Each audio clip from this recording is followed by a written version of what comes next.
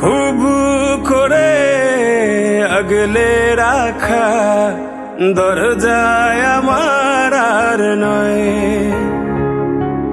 চেনা গলি ছাড়তে যে আজ লাগছে ভীষণ ভয়। খুব করে আগলে রাখা দরজায় আমার আর নয়, চেনা গলি ছাড়তে যে আজ লাগছে ভীষণ ভয়।